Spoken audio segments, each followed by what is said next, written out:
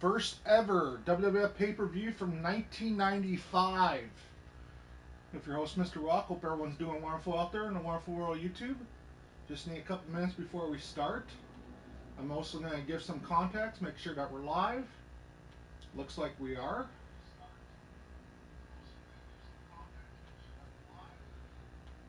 So this pay-per-view happened on October 22nd, 1995, which is about 30 years ago this month.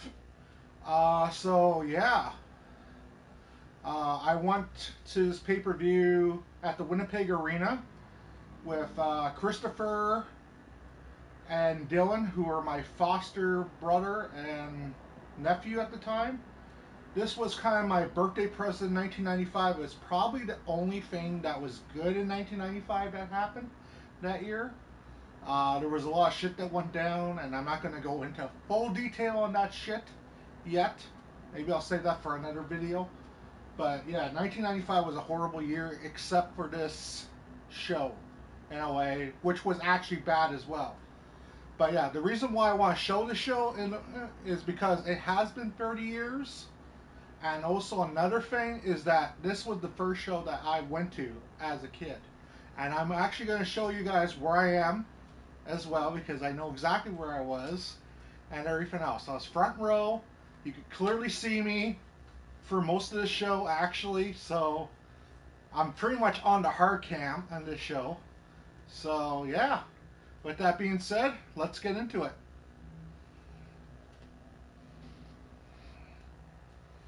Oh yeah, right.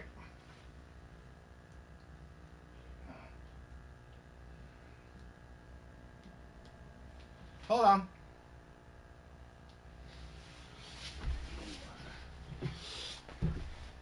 Hold on, guys. I just forgot to turn up the volume. I had the volume muted. Oh, now it's going to go into commercial. Okay, whatever. Welcome Netflix, guys.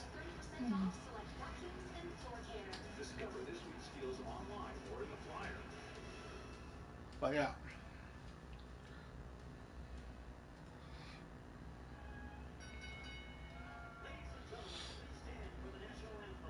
But this was Mr. Rock's very first pay-per-view I was at. Like I said, I sat front row. I was one of the little kids that was in the crowd.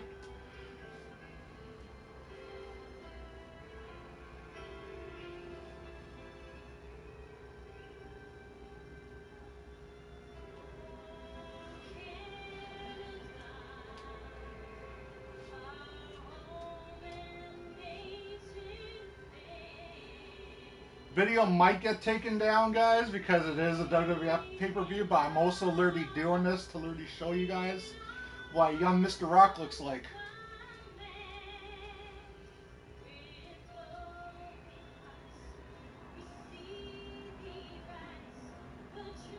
Also, happy Columbus Day to all the fellow Americans, and happy Canadian Thanksgiving to all my Canadians out there.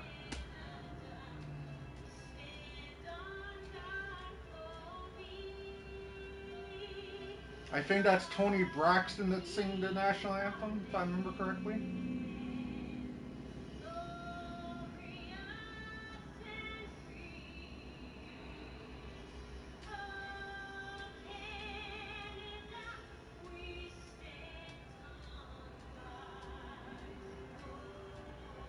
I might even rate the matches as well, but the whole purpose was to show myself in 1995. And look back on this show with you guys.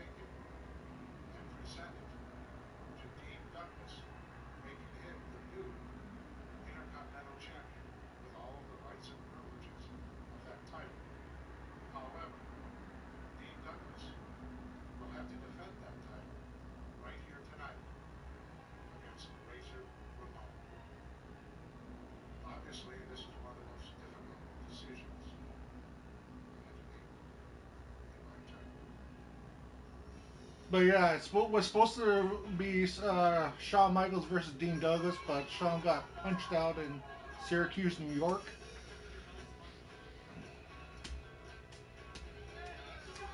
And you're gonna say, well, how did you get tickets to the show?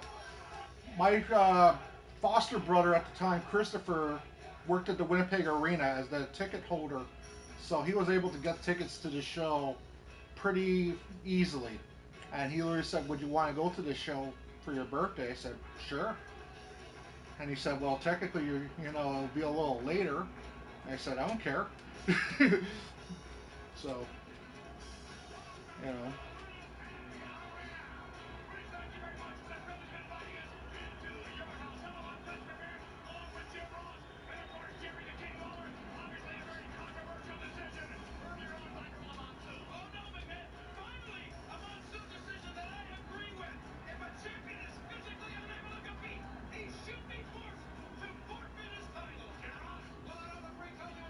Once they show me, I'll literally pause and then show you guys exactly where I was at this event. I am front row, so it's not going to be hard to recognize me. So here comes Rikishi, or Fatu, as most people know him.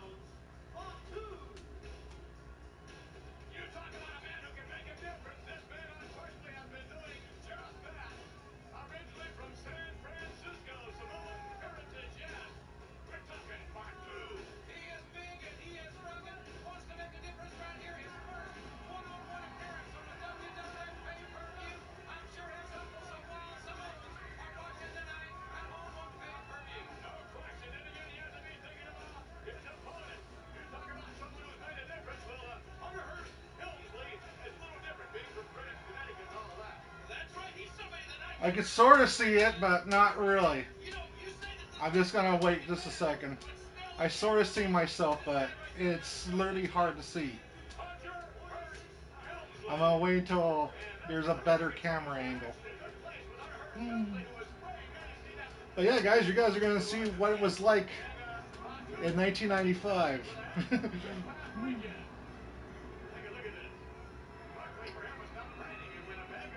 And this guy becomes the CFO or whatever of WWE now, or CEO or whatever it is.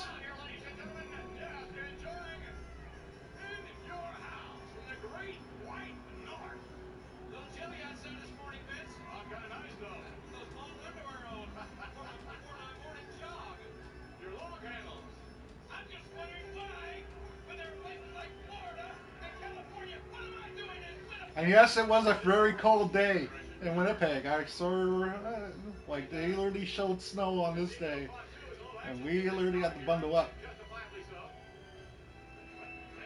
So the kids that are literally right there in front, there I am right there. Here, I'll show you guys where I am. So, damn it. So I'm right here. I'm this kid. I'm this kid right here, pretty much. In 1995, yes, I was pretty tall. And you're gonna say, how did you remember that? Is because I actually had that freaking thing all the way until I was old enough.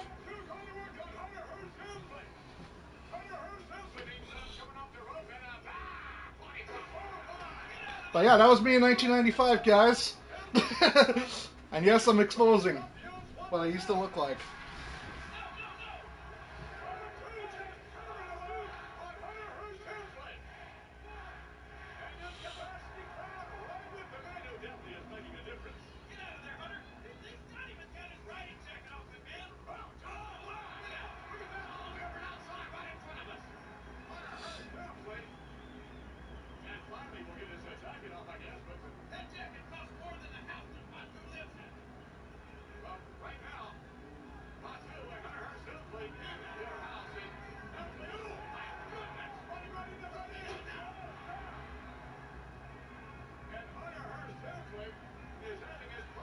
There I am right there, literally waving at my hand.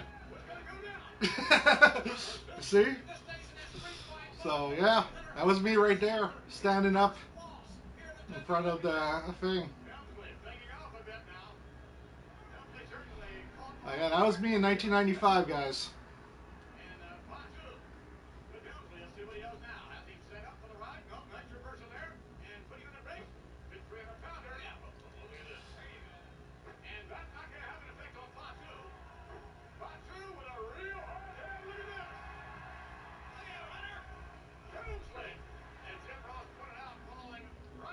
And we also have backstage passes to the show as well, which was kind of interesting because we got to meet the wrestlers and everything else.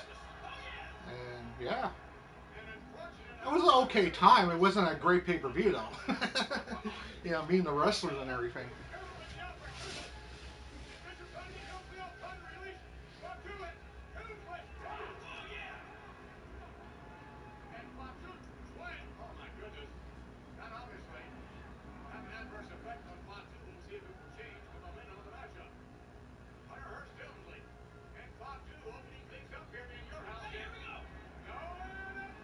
Apollo driver time. But to this day, there still hasn't been another WWEF pay-per-view from this freaking thing in 30 years. And why I'm showing this is because technically I feel that we are old now after 30 years, at least the pay-per-view. Maybe even a big four. You know, it would be nice to have a SummerSlam here. You know, I'm not saying that we should have a Survivor Series, but maybe a SummerSlam should be here. Survivor Series might be too cold in a way, but SummerSlam would be really cool, especially in our football stadium that we have now.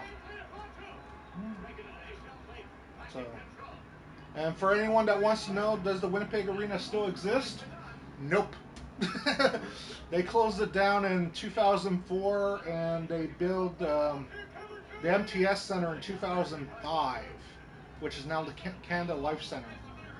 So there's a little context there. And Triple H is now just hammering on Fatu there.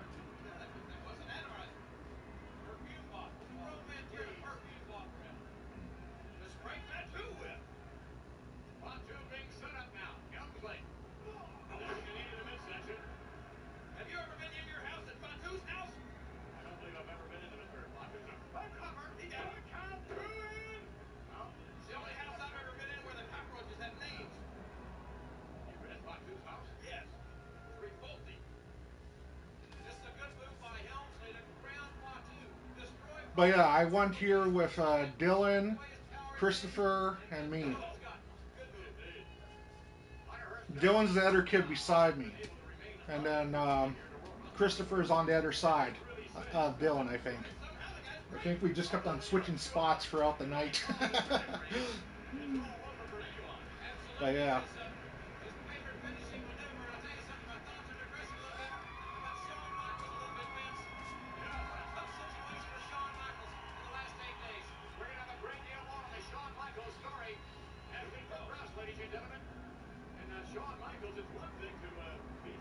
Hello, Mockingjay YT. Hope all is well. I'm showing you guys what I used to look like in 1995, Mockingjay. I was actually at this event, front row.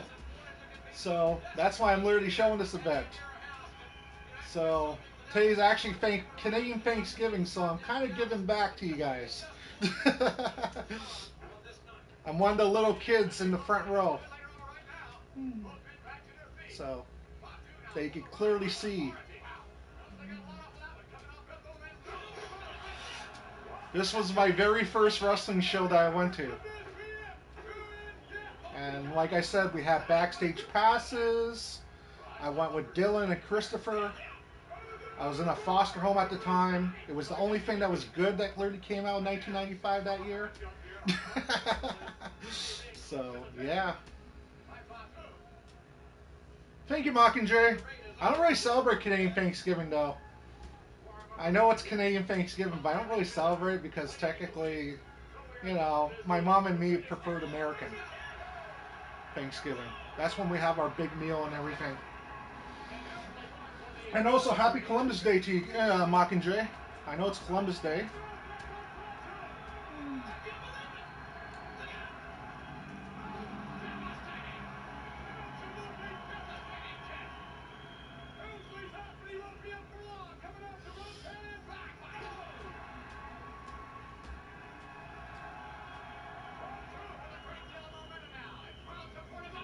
But I think this is the first only wrestling show that I literally went, that I sat like front row.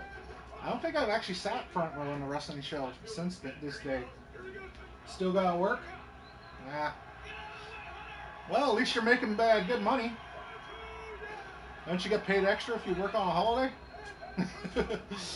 or is that only in Canada?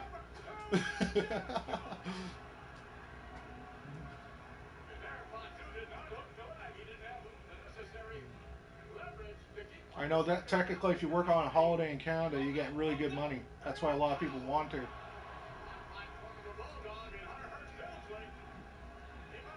Kind of looks like RKO there from Fatu. And Fatu is actually Rikishi, their Mockingjay, if you didn't know. So, yeah. This is Rikishi in 95.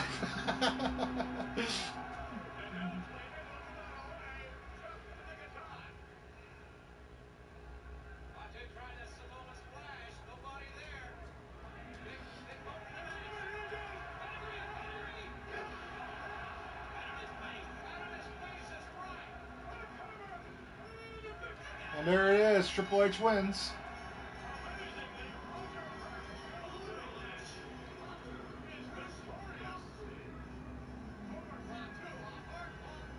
Okay, some holidays we get paid extra.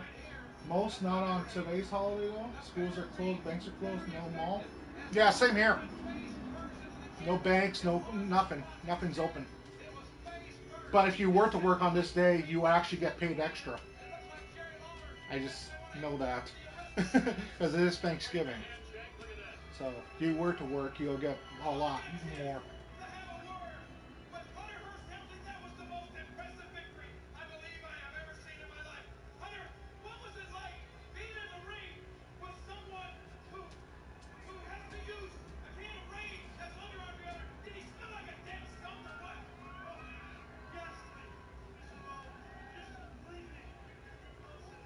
And like I said before, in the before Mockingjay probably got here, some of the main reasons why I'm showing this pay per view. One, I want a pay per view here in Winnipeg.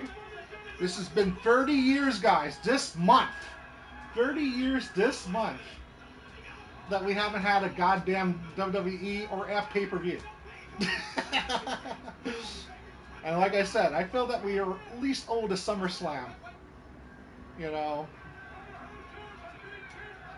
I'm just waiting for my favorite holiday to come up. Oh, okay, Halloween. Well, next week, exactly next week from today, is my 25th anniversary of DMW from when I started my wrestling company. Which I will be doing a video on talking about that show. So I'll be breaking down what really happened with the company, everything.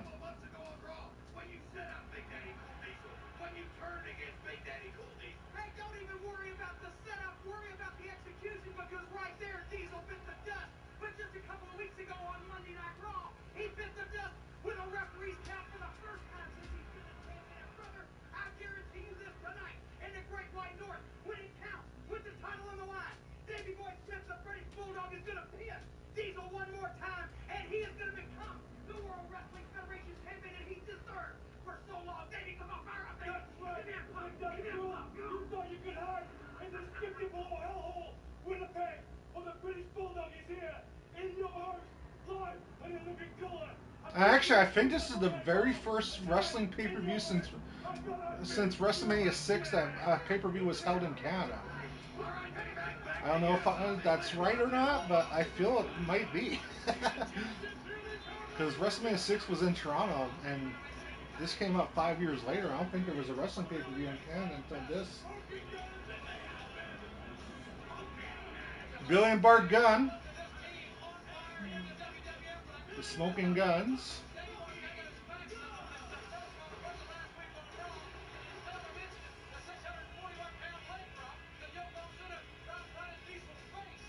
I actually met his kids as well, Billy Gunn's kids. I actually have a title signed by them. Hey, Mr. Nice, hope all is well. Showing you guys what I was like in 1995, Mr. Nice. I was at this event. I'm front row. I'm the kid that's in the gray, like sweatsuit in a way. So.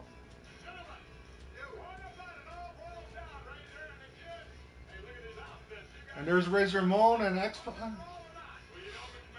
So yeah, I was at this show in 1995. This was at the Winnipeg Arena, Mr. Nice, that no longer exists.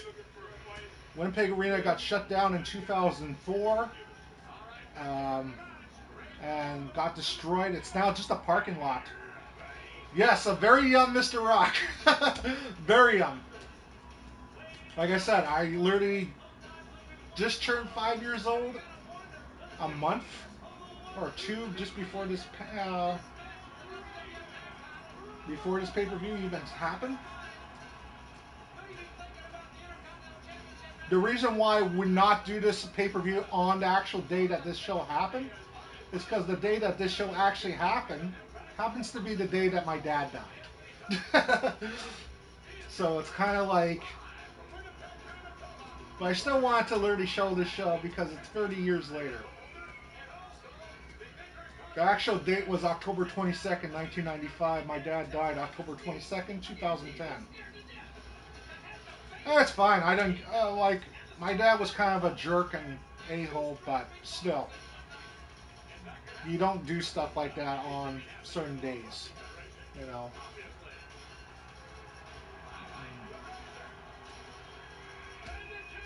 But I still want to do this because at the end of the day, I wanted to show you guys what young Mr. Rock was like. And this is on Netflix, guys. So if you guys have Netflix in Canada or UK, you can actually watch this show. I don't know if it's in the United States. I think United States it might be on Peacock. So.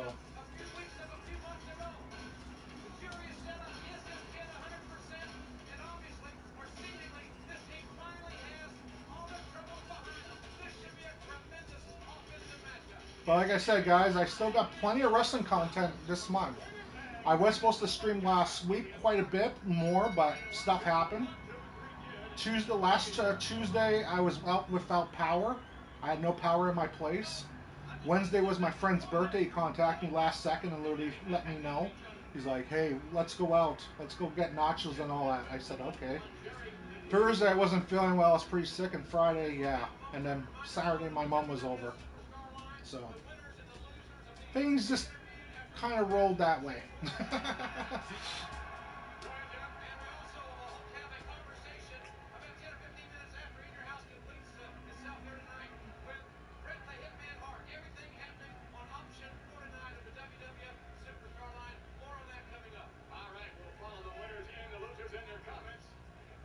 But there will be probably ads for this pay-per-view as well because I am paying for Netflix, but I got the basic one.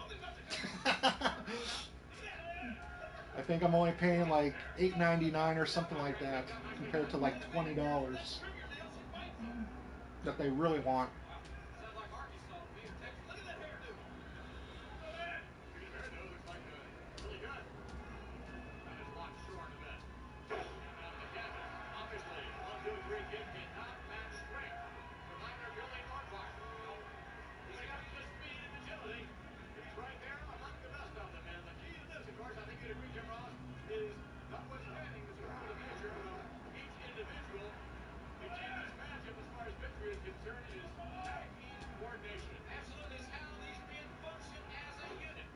I would like to do more stuff that's like first in a way, but I would literally have to try to find it. That's my biggest problem. I even tried to find the first UFC event because I've been to UFC 161, but that event's really hard to find, to be honest. I can find like clips and highlights, but I can't find a full show like this.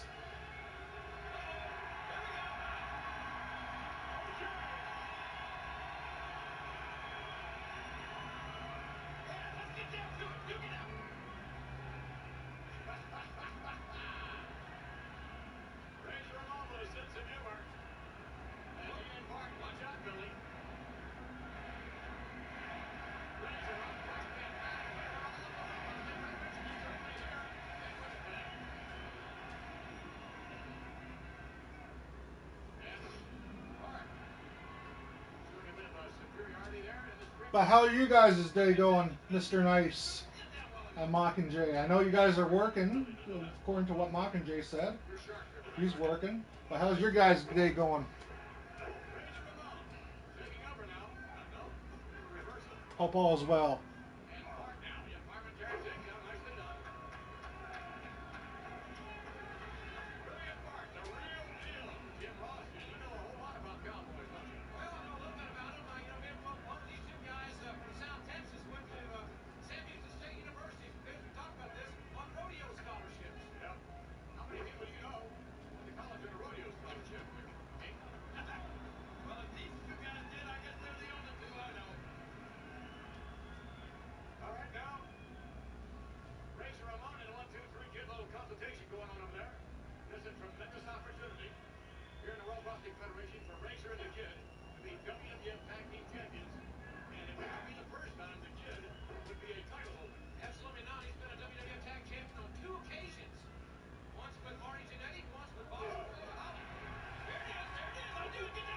Going okay, working later tonight, doing computer work till then, and some reading. Oh, okay. Are you going back to live streaming there, Mockingjay, as well? Like this weekend?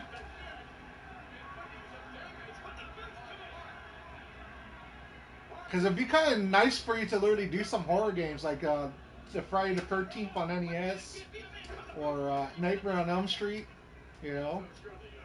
Like some really like good horror games before the Halloween season.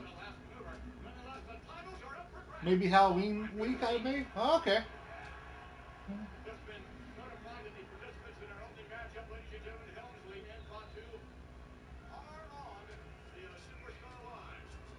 I got something planned for Halloween as well. I recently picked up these VHS tapes from 1995 uh, as well, called Skeleton Warriors, a cartoon from 1995. I was thinking about literally showing that because I never actually really watched the cartoon. I'm off work from my main job Halloween week. Sorry, bro, just playing Judgment Day on GT, so hard to type. Oh, okay. Sorry about that, Mr. Nice. I just wanted to make sure that everyone was okay and having fun. So, a spinning wheel hit kick there.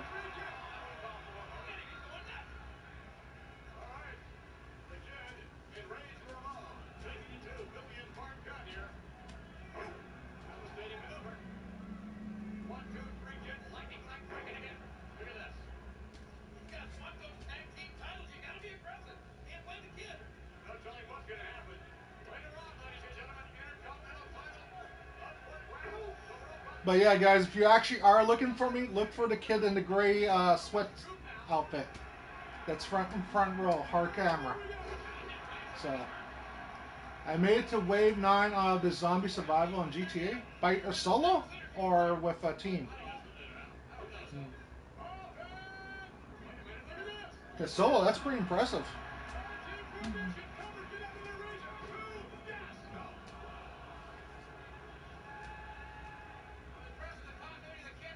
I know that technically that stuff is pretty hard. Oh, with 2 other people? Okay.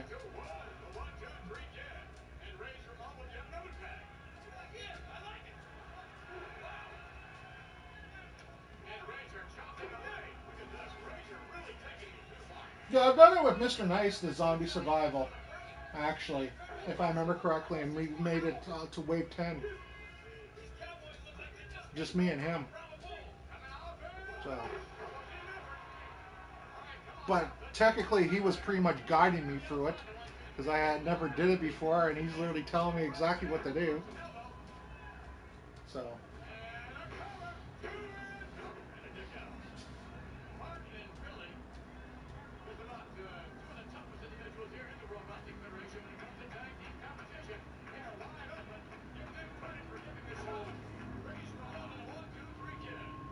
it is weird that Razor Ramon had to wrestle twice this night.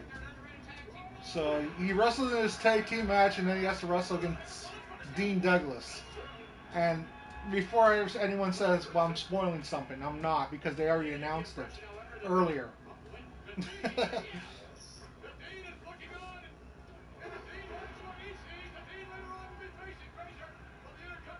And there's Dean Douglas there looking on.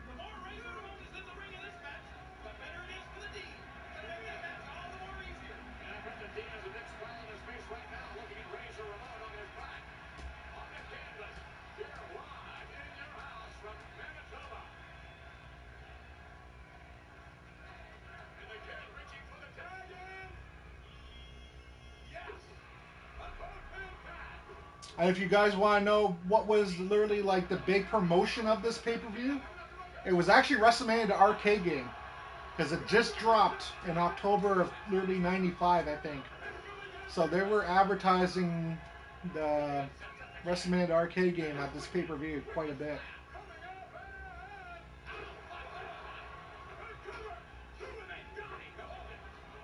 Which I don't think I've ever played in like on a home console. I know I played in an arcade, but I don't think I've ever played WrestleMania the arcade game on a home console before. I was thinking about picking it up one day, but right now they have it for $200, and I'm gonna wait until the price drops on that. Mm.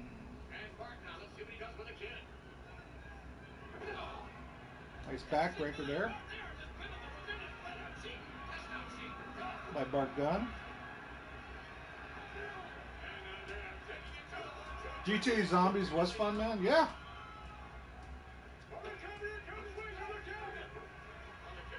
My best wave was 34. Okay. I wonder if they'll bring back the cemetery one. That North Yorkton or whatever it was called. Zombies from like last year.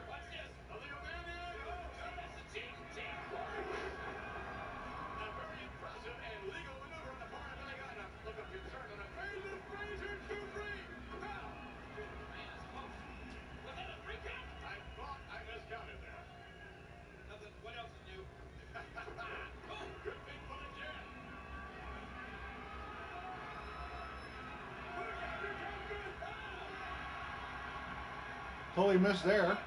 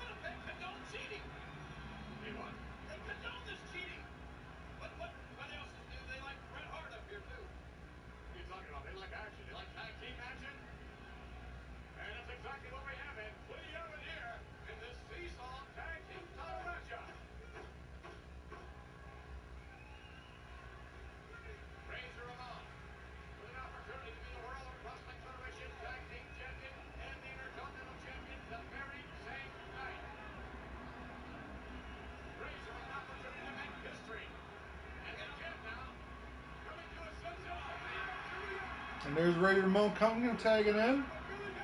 Couple of straight right hands.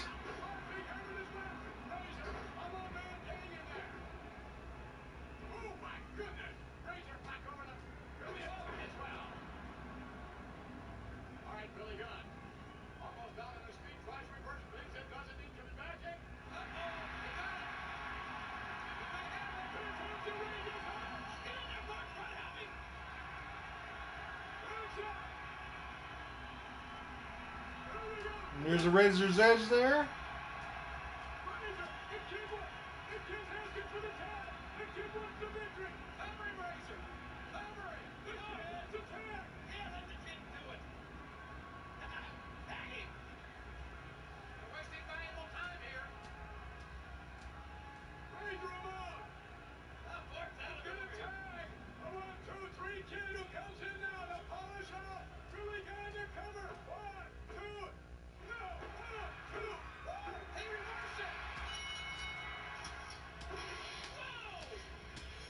Talk about a rookie mistake there.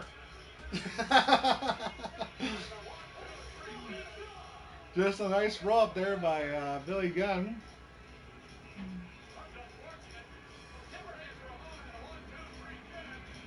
Well, that's fine, Mockingjay. As I said before, the whole reason for me showing this is just to show myself in a way.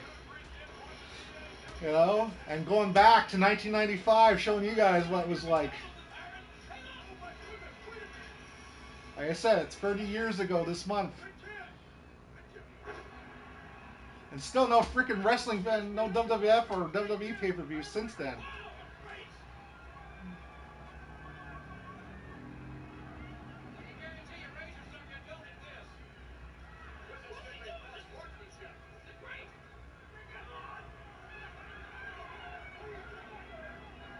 For Penguins games? Oh, okay.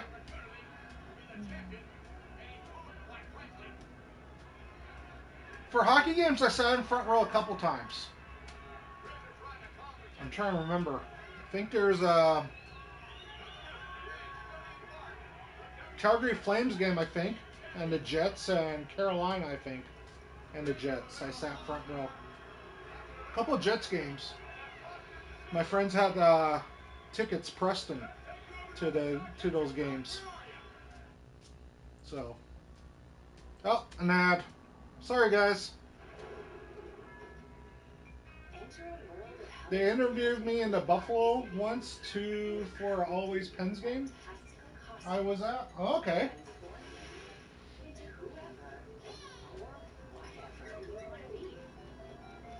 I know that technically they did us free pizza one time. Free pizza and free chips in our aisle, which was kind of a unique thing. You got like one slice of pizza or whatever, and a free bag of chips when I went to a hockey game.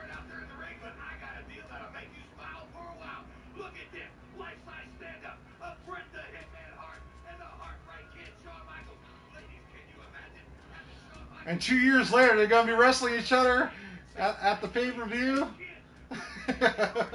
Survivor Series 97. Oh, wait. They wrestled before this as well. WrestleMania 12, right? So, $25 plus tax. And ship and handling.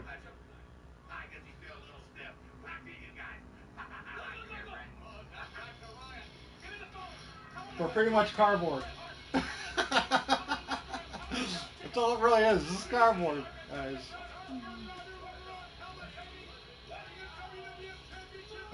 Here's Marty Jannetty.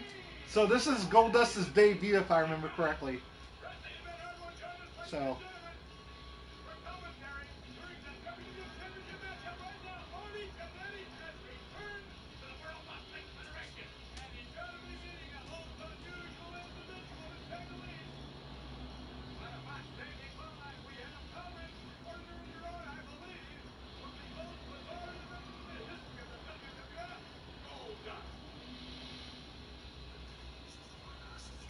Yeah, this is Goldust's first debut.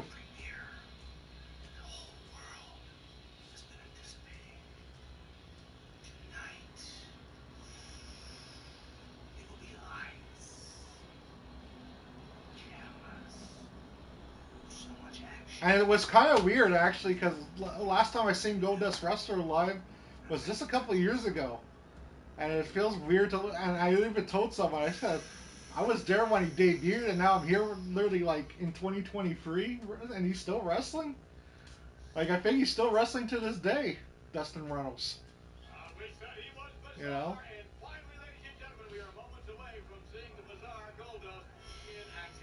And that's literally like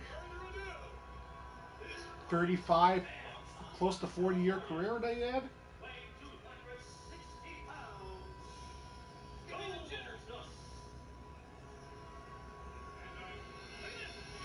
But to be honest, I was never a big fan of the whole entire Goldust gimmick character. I get it, you know, but it's just I feel that technically he did a lot better not being a gimmick than being a gimmick character. Mm.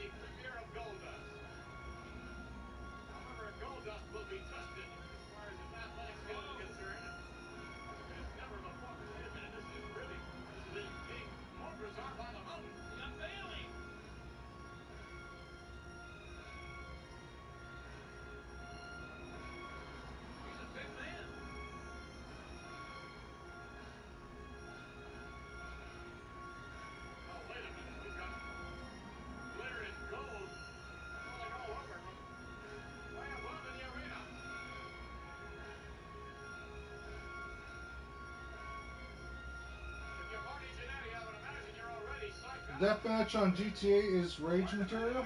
Okay.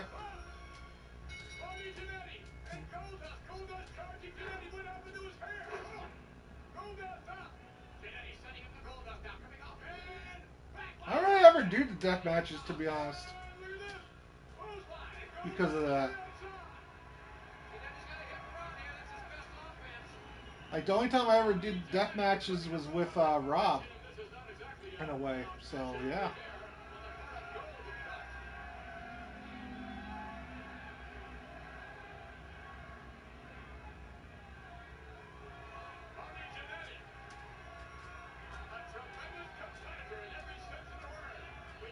Well, Rob used to do quite a lot of death matches back in the day and races and all that. Okay.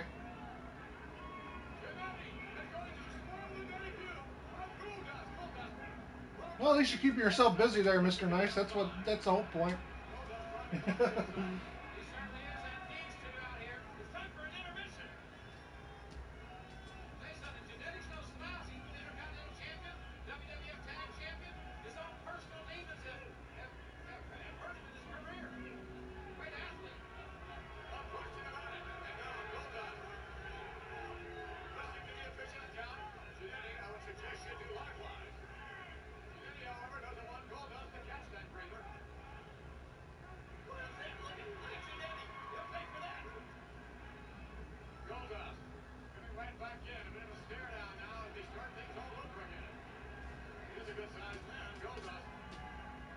So how you have to literally tell someone that they're a chicken just to get in a wrestling ring.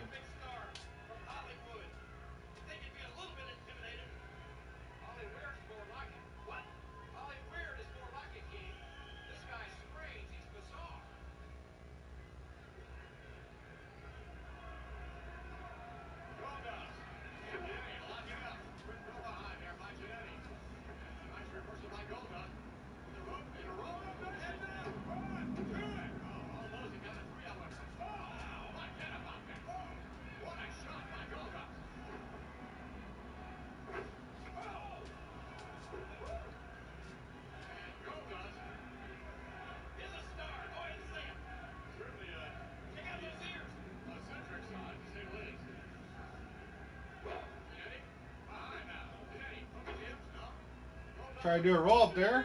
Misses.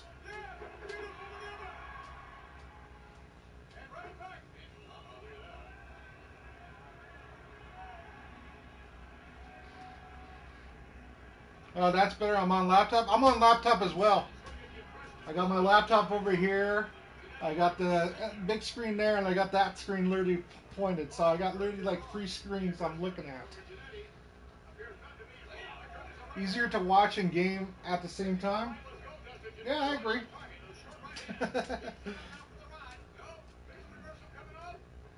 That's what I do with Rob. Half the time when I'm literally lurking in Rob's stream. Sometimes I'm on the laptop.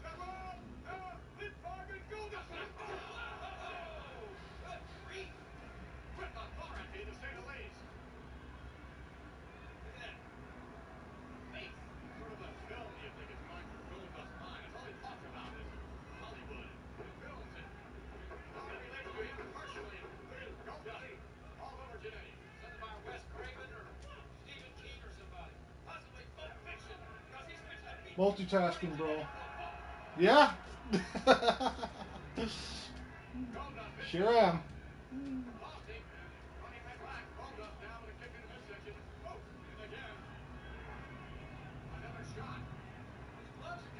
And you're gonna say, well, how did you get freaking Netflix on this TV?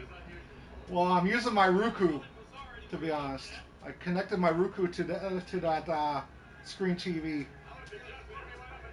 so that's how I was able to do it.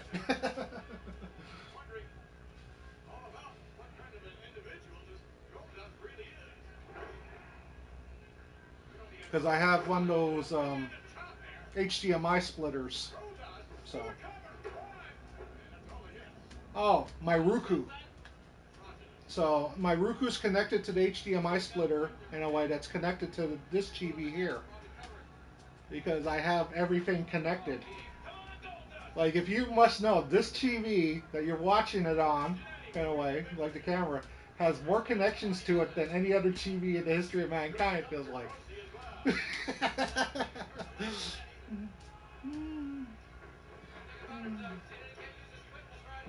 So,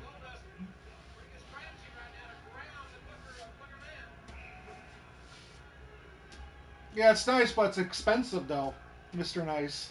It's expensive to literally have all those connections, because I had to buy all this separate stuff, and some of this stuff is not cheap.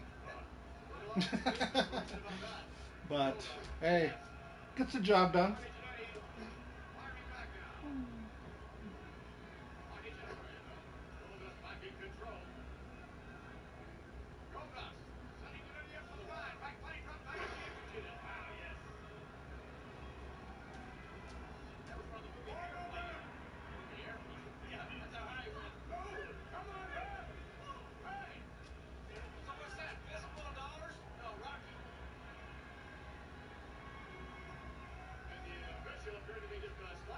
And these pay-per-views were shorter than the ones that literally are like today. I think it's only like 2 hours long. So, or something like that. These pay-per-views weren't that long back in the day, like they are today. Now pay-per-view is literally like freaking 5 hours, 6 hours. WrestleMania 2 days. You know. So.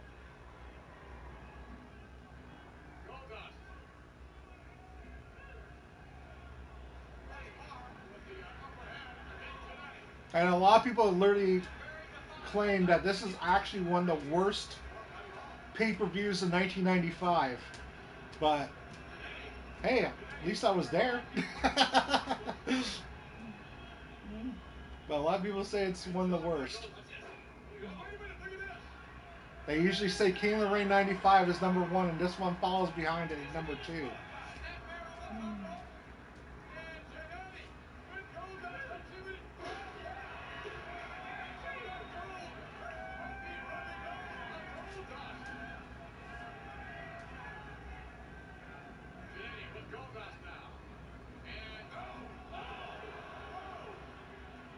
That's kind of a weird bump to take.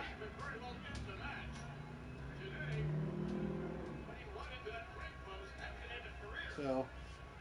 Goldust rolling in, breaking the count, and right back out. And again, as Jim Ross said, Goldust very methodically taking Jannetty apart. Oh, he's got a mean streak. Let's go back and take a look at what happened to Jannetty earlier on the left-hand side of your screen there. The double feature. Listen, right after it. Ooh, unbelievable. But Jannetty's back up on his feet. What a competitor.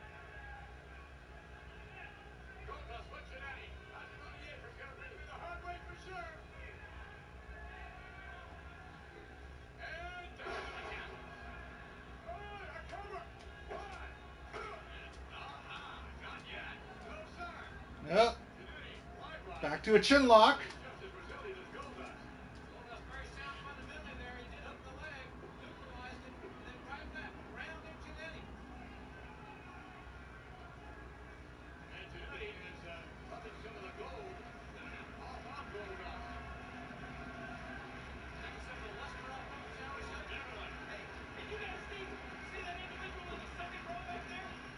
He's just to the right of Goldust. That's Bela Lugosi. Bela Lugosi. He's come all the way from Hollywood to see Goldust here tonight. I thought Bela had passed on years ago. Well, there is a 100-year-old, I should say, young lady here enjoying the WWF action. Hopefully, we're going to have an opportunity to interview her later on right now. Jannetty coming out the rope and...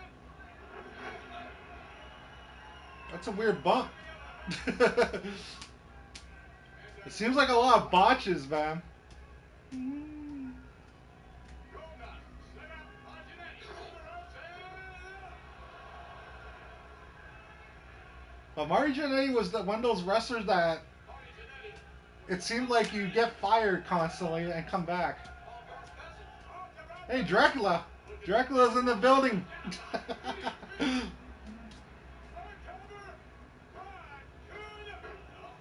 victory. Got a hand to Jannetty. He's not going to quit. Marty Jannetty off the rope. Goldust trying to set him up. Wait a minute. Jannetty. Yeah, Goldust. That's it. Here we go. Goldust. Bring in. His bandage going to be spoiled very much now. Oh, good top hand. No. Oh, Goldust moving out of the way. Just in the nick of time. Jannetty. Let's go, Dracula. Yeah. He's sitting in the stands.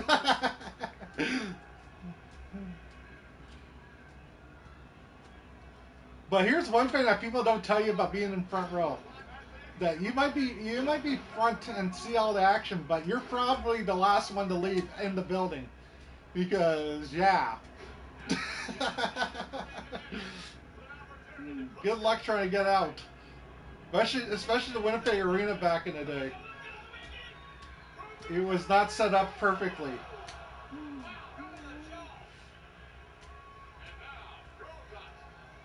You would literally have to climb up all those freaking stairs to literally try to get out. Because I think there was only a few exits. So.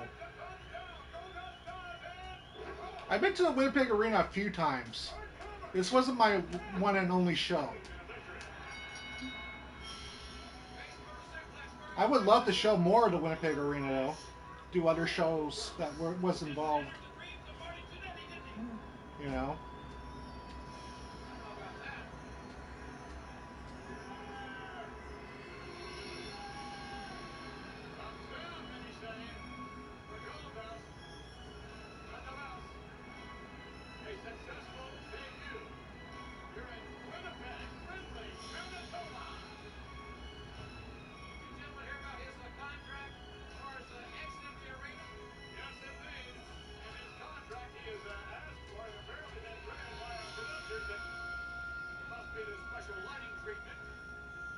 I know the Raw after this pay-per-view was in Brandon, which is really weird because technically Brandon doesn't even get a show anymore either. Saskatchewan, Brandon, Winnipeg areas, they don't get any shows, to be honest, very often. We might get a Raw or SmackDown from time to time, but it's very rare.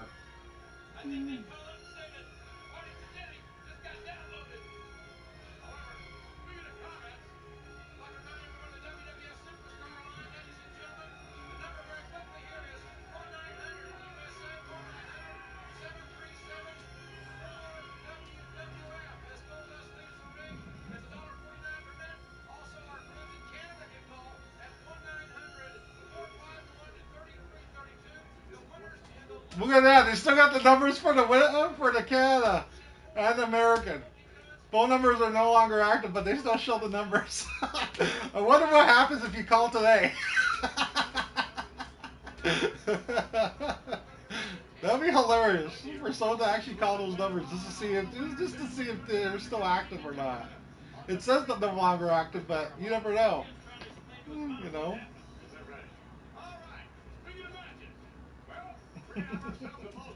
It's not like they're blurring out the number. You know.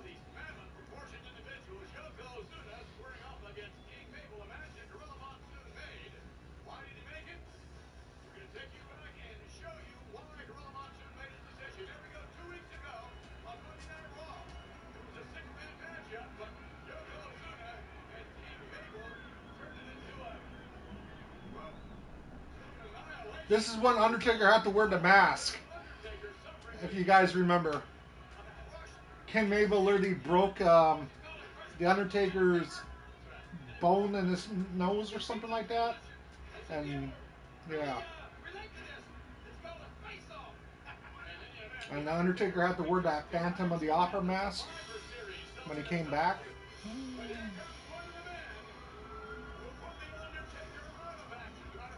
King Mabel, King of the Ring winner, in his throne.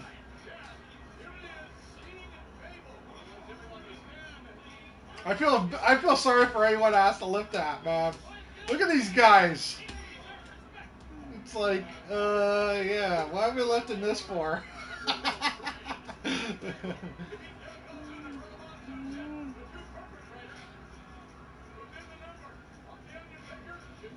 I think that's Mo there, if I remember correctly. So there's King Mabel and Mo. Because they used to be man on a mission. And if you don't know who King Mabel is, he eventually became Viscera in WWF as well. So, or Big Daddy V. So, and here's Yokozuna. Nothing but respect to Yokozuna. Real name was Ronnie something. I forget his last name. But I know he's part of the Bloodline family. One big dude, yeah. But Yokozuna was nice. I actually did meet him backstage at this pay-per-view. Very nice guy, very respectful. I remember shaking his hand as well at this show, so yeah.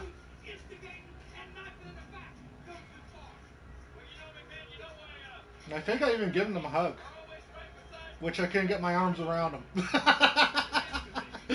but I do remember meeting Yokozuna. So, as like I said, we had front row seats and we also had backstage passes because my foster brother worked at the Winnipeg Arena. That's how I actually got to go to the show. He was one of the ticket holder freaking guys, but this was like his night off in a way. So.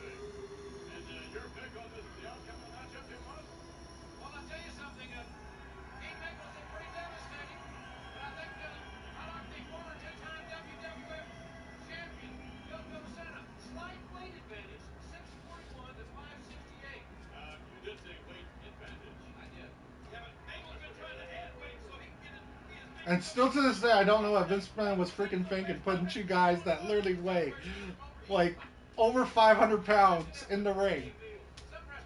You know, like wrestling rings weren't built like good back in the day.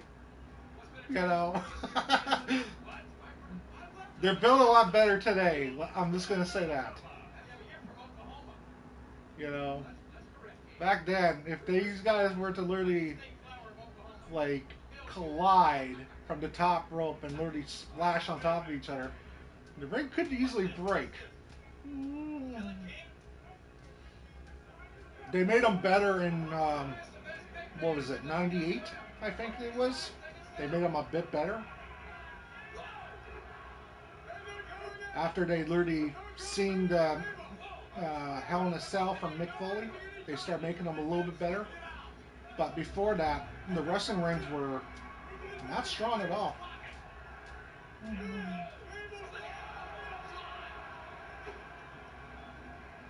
Like, yeah, you could do some bumps, but if you're literally like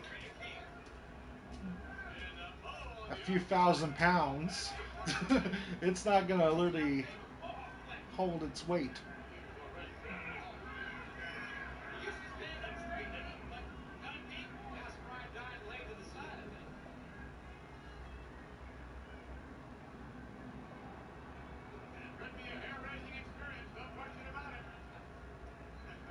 These two big monsters, no telling what's going to happen here in the World Wrestling Federation. The fashion policeman will be out here to escort in any minute. Looks at that necktie he's wearing. He thinks he's a real babe back there. Who does? Cornette. Babe back there. Of course, these girls here in Winnipeg probably really go for Jimmy. Well, here we go. Tugging back up again. Mabel now exerting himself. Mabel and Yokozuna. And again, a matchup that's highly unlikely. Set up for the run-in. Mabel coming up. Yokozuna with a run-in. Whatever a freaking delay to do a clothesline that I've ever seen. You're not supposed to do. You're not supposed to delay it. That was bad, King Mabel. Very bad.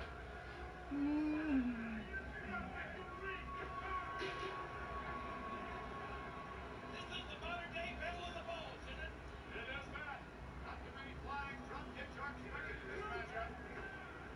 You know, guys, both these guys think that they're the best big man ever in the WWF. And it's kind of sad because 5 years later, Yokozuna actually does die. Right around this time too, I think.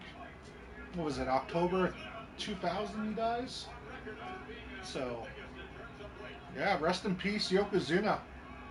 Gone 25 years ago this year. So.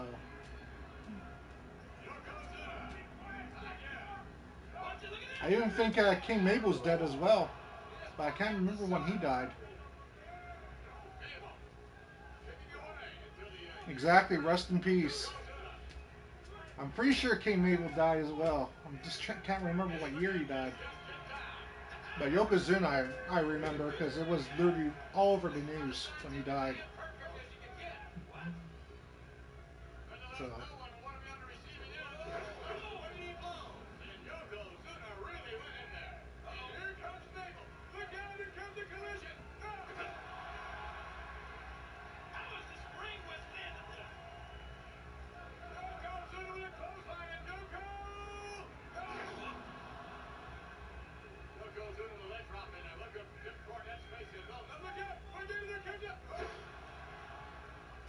He's a monster? I forgot how big he is. Yeah, he's pretty freaking big, man.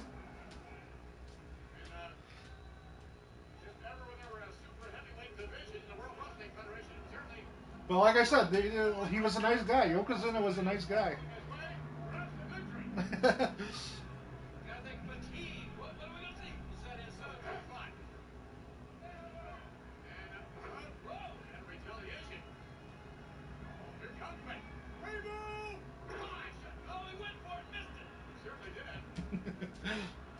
That's true, huh? I think that's Jack Dome, if I remember correctly. That's the referee. Yeah, I think that's Jack Dome.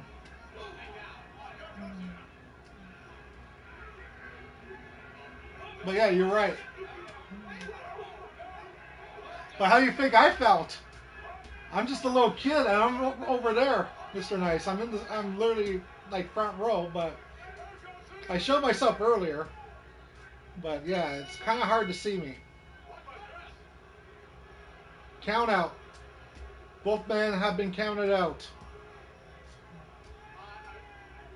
The referee is indicating that both men were counted out. Well, the referee was started counting, but Yokozuna, without ever falling out, he kept counting while he fell on the floor. Yeah, I'm not far away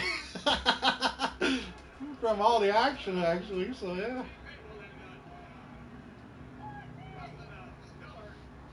Matchup, and Jim Cornette was it just got the worst end of anyone in the matchup. Look at this. But a lot of people want to know why this ended in a freaking count out. It's because of Yokozuna's health, actually. A lot of wrestlers literally stated that he was not in good shape to go a long match, or literally go for a long time. And so either was King Mabel at the same time. So to literally protect them, they just made a count out. Because literally a year later, Yokozuna would be done from the company. So I think he left in '96. Unlikely match that Gorilla Monsoon insisted on having here tonight. What do they think they are, the UN? This is a bit topical, actually. I'd rather interview Castro than be up there with those guys. Why don't you go up there and get a fight, Ross? Here they go. No thanks. You gonna fight? Oh no, please. They hug. Oh, give me a break. Imagine literally battle each other and then you hug it out. You're supposed to literally do that in the ring. You're supposed to do that backstage. He was laid to rest by an unfriendly, merciless attack. But at the Survivor Series, he returned to a dark side to seek revenge. With Ross, the incomparable Bret the Hitman Hart, who battled the British Bulldog in front of more than 80,000 fans at Wembley Stadium. And who twice grappled with Diesel for the title, gets one more shot at the WWF Championship. Who will survive when Milton Bradley Karate Fighters... Karate Fighters, man. I remember those. November 19th to pay-per-view. They're kind of like rocket sock'em robots, but they would just literally spin around in circles. Sorry for that, guys. Find relief. Pure leaf. I heard a rumor. Martian brings his teddy bear to every game. One for you, one for me. Okay, you get us more. New NHL hockey cards have arrived at Tim's with rare finds and exclusive prizes. They always give out hockey cards at Tim's. That's nothing even new.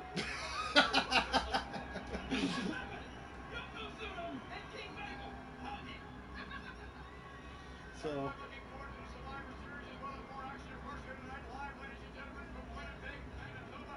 Let's talk about the Survivor Series event. Jim Ross, let's talk about the traditional 8-man elimination match. Well, indeed, we'll see the 8-man tag team matchups, elimination tag. The match continues until one team has been completely eliminated, but that's not all. A new twist this year. It's a wild card match again. Gorilla Monsoon, the most fan-friendly WWF interim president ever, I would suggest. Tell us about the wild card match.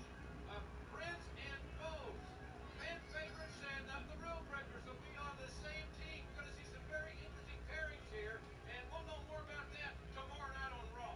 All right, good enough. And standing by right now, ladies and gentlemen, so we understand, we have Doc Hendricks. Doc, are you there? Well, I guess Doc is not there. Yes, he is. He's right up in the ring. Go ahead, Ladies and gentlemen, I now introduce to you Dean Douglas.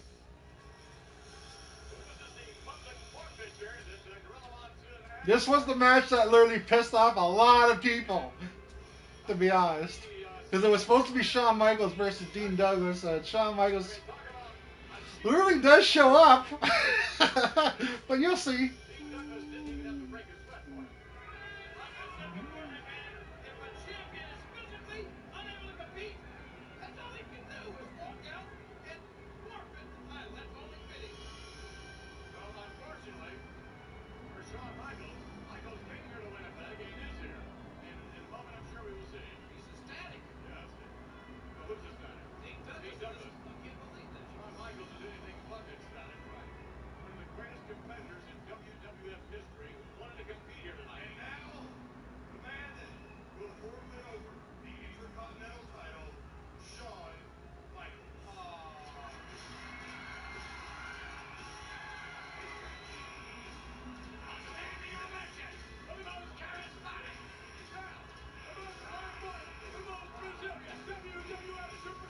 Imagine showing up just to literally give a title, not wrestle, nothing like that.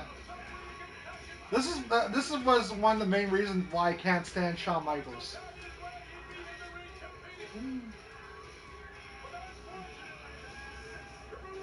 Gets punched in the fucking face in real life, in a way, and then he literally tells Vince, "I can't wrestle." So he literally drops the title. And you gotta remember, he did it in '97 as well, guys. When he lost his smile, he dropped the title as well. Well,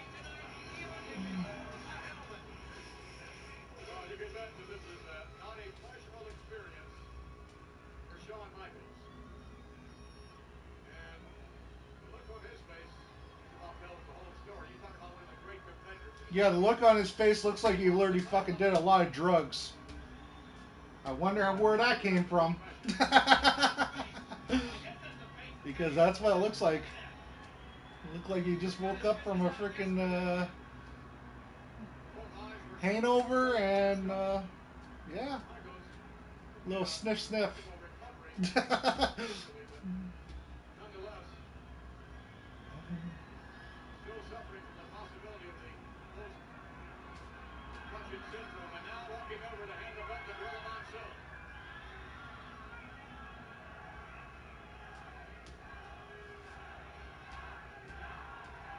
Having second thoughts, perhaps. This is a tough thing for a great competitor to do, to relinquish a championship in this manner. Very, very tough.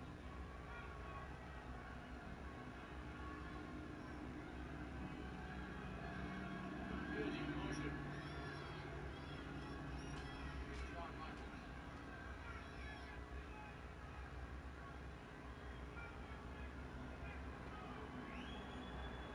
Also, rest in peace, Gorilla Monsoon that's standing in the ring as well. He's dead as well. He died literally in what, 99 or 2000?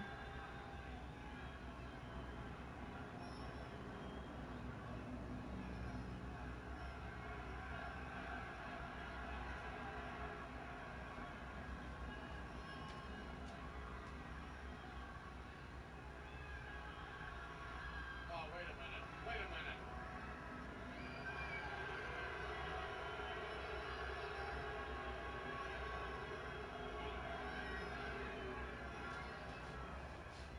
Dean Douglas, I suppose, is now officially the Intercontinental Champion. Oh, it's easy. He's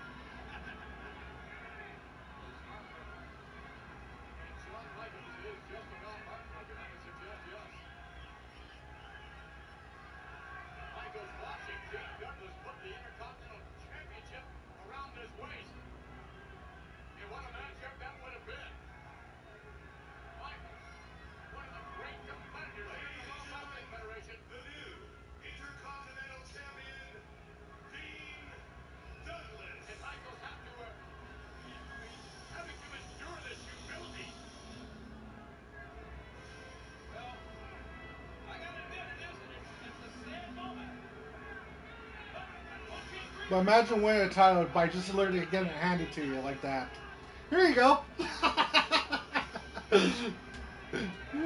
Can I be champion too? I'm front row. Can you just give me the belt? That's why I should have said it 95, huh? Here, I'll take the championship belt. And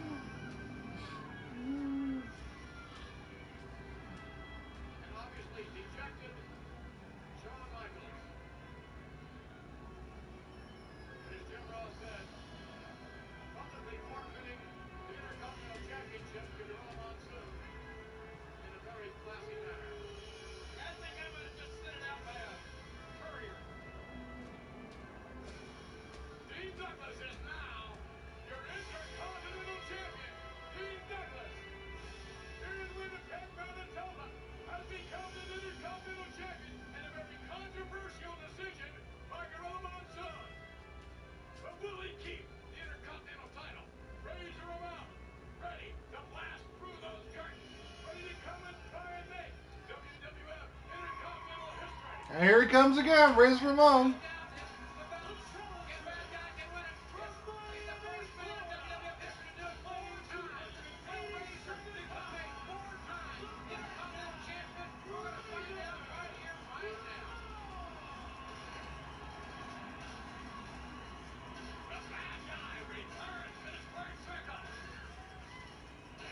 But I did always like Razor Ramon though. So more Razor, I'm not complaining.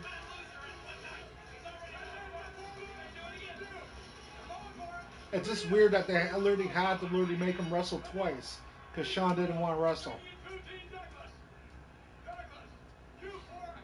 After being named Intercontinental Champion, Douglas to the buckle. Oh, goodness, a hard right hand by Razor Ramon. And Dean Douglas to the outside, collecting himself. Razor Ramon is fast becoming a pain in the glass, if you know what I mean. Gotta wonder how much Razor has left. Exactly. Razor Ramon, you will recall, has faced Dean Douglas, as a matter of fact, our last in your house. Absolutely, and I'll tell you something, Razor should have won that match. Dean had a handful of times, you probably recalls, and of course, the 1-2-3 kid didn't help matters. I'm sure inadvertently, but it didn't help matters that night as well. And by the way, for those of you who are calling the WWF Superstar line, Marty Jannetty and Goldust are currently on the Superstar line. I'll get some comments from Goldust. Marty as well. In any event, Razor Ramon doing most of his talking with the actions in the squared circle. As you brought out earlier on, Tim Ross, how much physically does Razor have left in him after that tremendous tag team matchup that we saw earlier on? Well, it's certainly going to, time will tell, but the key thing for Razor, keep it slow, keep it methodical, and don't take any unnecessary chances. Razor now, taking it to Dean Douglas. Also, rest in peace, Razor Ramon. Scott Hall died just a few years ago. Well, you know, Dean Douglas has done his homework. Oh my goodness, but he only had Well, a couple years ago, right? to get ready for Razor Ramon. You don't have to do too much homework to get ready for Razor Ramon. I mean, when he was in school, he was so dumb he flunked recess, and Dean knows that. Well, this is not an IQ test. Speaking of IQ, let's go down on hands and knees and look for yours. Now, wait a minute, gentlemen, please. Razor with Dean Douglas in again. Razor asserting himself. Tell you what you can do, Jim Ross. You go to the back there and tell Brett the Hitman Hart that if he's got any wild idea of coming out here and sitting next to me and helping to commentate, he can forget it. Why? What are you going to do, Key? Well, I'll hit him so I'll knock him so far here in Canada, it'll cost me $14 to send me a postcard. And Razor alone, paintbrushing Dean Douglas. Dean biding his time, don't worry. Hey, look at that! An aggressive tackle on the part of Razor alone. He'll get aggressive. Imagine doing that over and over again the whole entire match. Just grabbing his hair. One.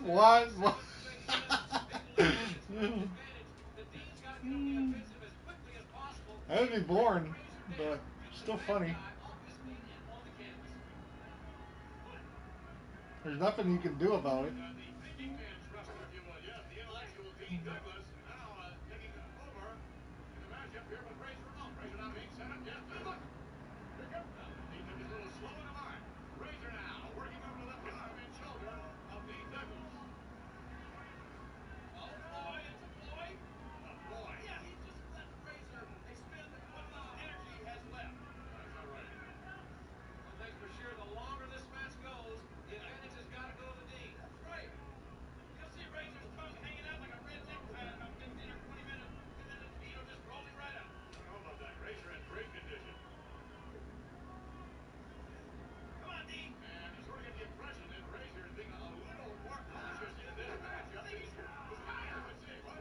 Tired. Tired, huh? All right, and Dean Douglas having his problems. Look at this. Razor now climbing the deep end into and the official asking Dean if he wants to surrender, and Dean's starting to make a move. Yes, sir. Wait a minute. Look at this.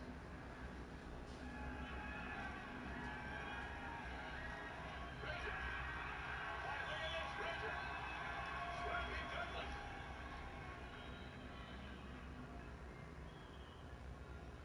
Razor back to the corner. Hope you guys are enjoying the show. Clean break here. Not too likely with Dean Douglas. Oh, there you go. You did have one. Oh, no, you didn't either. As well. And Douglas put his hands on the official, which is I very know Look at this. Look at Douglas go to work. there's not that many matches left. Look at I don't Douglas think, on Razor anyways. Ramon. Pumping the oxygen right out of him. However, this is more Razor's style of a match. If he gets down to that problem, stop him. Yeah, there's not that much time left. On the inside now. And And there's only like this match and maybe the main event. Razor Ramon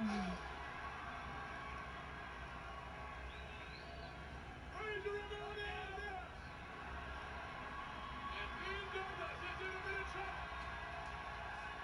And Razor gets a chance to get his breath too. Because like I said, these pay-per-views were shorter back in the day. Every moment of this match. Oh yeah, there's Dracula. Okay, now I see Dracula. I see what they're talking about. Well, he's not that far away from me. I see me right there. I can't wait to see him back in action. So I bet he's having a hard time watching this, quite frankly. he's just a couple aisles down from me. Maybe Mr. Rock's a vampire. Woo! And he's so desperately wanted to compete here tonight. I'm just joking. But it'd be funny though. But yeah, he's not that far away. Because I see Dracula there and then I'm just right over there. So, And Dean Douglas already making history here tonight. just down the aisle. Imagine someone becoming a champion as a result of endorphins. Has it ever happened before on the inside? I don't think so. Dean Douglas. Oh, look at this. And there must be. You know how Dean always has to dot the I's. Oh! It bounced it off the turnbuckle there and punched straight out. What a right hand. And Dean Douglas suffering the effects of that hard right hand. All right, Razor, yeah. Can't even count to 4. Watch it deep. From behind now, Razor Ramon. Hey, this is the closest you're gonna see me in 1990, like from an old school picture. Because a lot of my original pictures from when I was a kid got literally burnt in a fire. So this is pretty much close to where you're gonna literally see, hey, there I am in 1995. That's kind of like a childhood photo. Razor Ramon. An unbelievable opportunity here in Douglas to the button. Oh, my. Again, focusing on that back. Razor's ears could be coming up. And Douglas right out in front of us. Dean Douglas having his problems. Razor continuing to damage the back area. Come on, Dean. What do you mean, come on, Dean? Dean, here. Dean. What do you want to have a pit stop? On the outside. Wow. Well, that's what I want to do more of, Mr. Nice. I want to do more events. I've been to UFC 161. I've been to this one. I've been to a Monday Night Raw. I've been to a NBA game. So I wouldn't mind doing stuff like this. You know, showing events I was actually at. It's just that it's hard to find the footage. I was just lucky to find this, to be honest, because I'm like, hey, this is not bad. But it's not easy to find like actual footage of all the events I've been at. Unless you guys want me to do concerts as well. I've been to a lot of concerts. Maybe I can find concert footage. But that would probably be copyrighted. Oh. But yeah, I've been to a lot of concerts.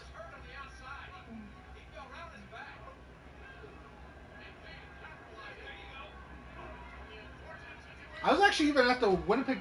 Actually, that's something I should cover. I was actually at the last Winnipeg Blue Bomber game at the old stadium before they tore it down. Yeah, this will probably even get copyright as well, because technically it is a WWF pay-per-view that I'm showing. But I just wanted to show this because, well, it's me. You know, my first wrestling show. And people always say, well, you should always show at least your first, in a way.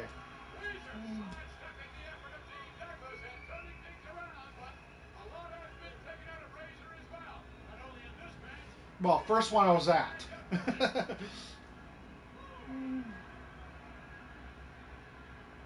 And like I said, I've been to the Winnipeg Arena a few times.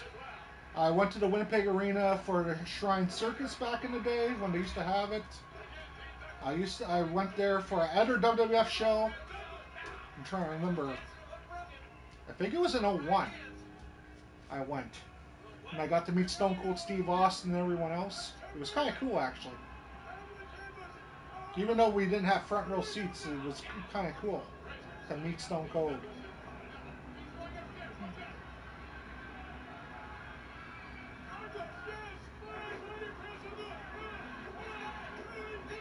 But I think that was just a regular house show, though. I'm trying to remember. Oh my goodness, Razor had an opportunity to be the Intercontinental Champion for the unprecedented four-time cover. One, two, there it is. Middle foot, foot, foot. Foot's on the rope. What a cheap cowardly way out. It helps when you're 6'7". It certainly does. Dean Douglas back in this game. Razor's out of gas. Razor is out of gas. Look at him. But you guys really think Razor had a chance? To the buckle. And now Dean Douglas really pouring it on. Uh-oh, wait a minute. Reversal. And a right hand. No. Here we go. Razor has Douglas up. Just watch it down the canvas. 1, 2, and a count of 3. What? I can't believe it. Wait a minute. All Razor had was his arm across him. That's all it takes, but whose shoulders were down here? It was match. Now, wait a minute. I think Dean Douglas had his arm across Razor. Let's get the official decision. The winner of the match and Intercontinental Champion, Razor Ramon. What? Wait a minute. I need to see that again. What? Dean Douglas was outside the ring. Douglas with the official. Explaining his leg was on the outside of the ropes. Back up. Actually, you got a point. If your leg is outside the ring, or whatever, or even around the ropes, it doesn't. It shouldn't count as a pinfall. I gotta see this again. So he's got a point. All right, let's get back to the replay. Take another look now. Here we go. Dean Douglas fed up by Razor Ramon. So, But sometimes wrestling's just politics, man. Razor's shoulders are down. Another count of 1. Look at the knee sag. It's all the way on the ring. Look. Look, look, look. No, it was a clear cut. No, look at his leg, McMahon. Yeah, his leg is out. Anywhere. Look at that. So yeah, the referee should have stopped the count, but he didn't. No, wait, what, Razor, man? Drops over his Razor. Right at 2, his leg moves. Oh, wait a minute. He's right. I think you're right. He's right for once. Bring that belt back. Well, there you have it. The referee's decision is final. That's the way Gorilla Monsoon wants it, and that's the way it is. And there we have it. Razor Ramon. My goodness. For the fourth time. An Intercontinental Champion. Can you believe it? The first man in WWF history to do it 4 times. Ladies and gentlemen, let us again remind you of the WWF Superstar line. The number, of course, in the States. 4 times, huh? But you never won the big gold one, no. Never won the WWF Championship.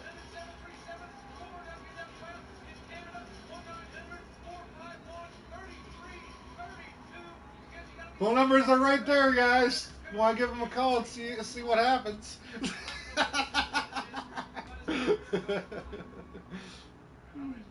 That would be hilarious, though, for someone to literally call those numbers and see if they're active.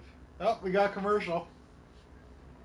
With Triangle Rewards, you can earn Canadian Tire money at Petro-Canada to redeem on Sportchip, Marks, and Canadian Tire. Triangle Rewards, rewarding you just for filling up at Petro-Canada and Gas Plus. Spending more time cooking than you do eating? With Campbell's, you can add a few ingredients to our delicious soups and restore your cook-eat balance.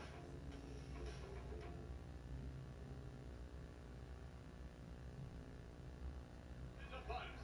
The World Wrestling Federation Championship. And of course, Jerry Lawler, we've got an extra chair over here. Matter of fact, next to you. What? From the Hitman Hart is about ready to join the series on the platform. Hold up, you're kidding me. And what were you saying earlier? I'll tell you what I'm saying. If he got the guts to come out here, I'm gonna knock his teeth right out. Yeah, so I think this is like main event time. It was British Bulldog and Diesel for the main event,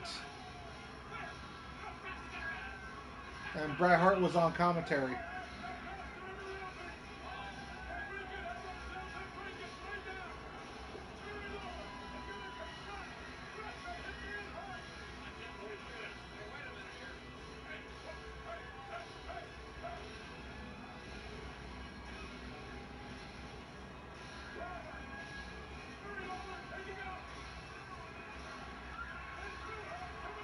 And Bret Hart literally hammering Jerry King Lawler there.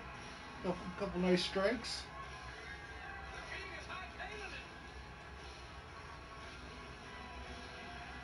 Oh, Jerry the King Lawler's trying to sneak attack.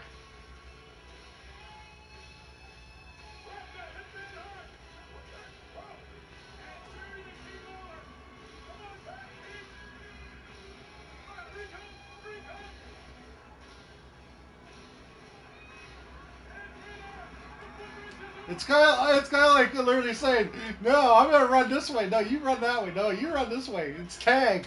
It's like playing tag, man. It's like you're playing freaking tag. Tag, you're it. No, okay, you go this way.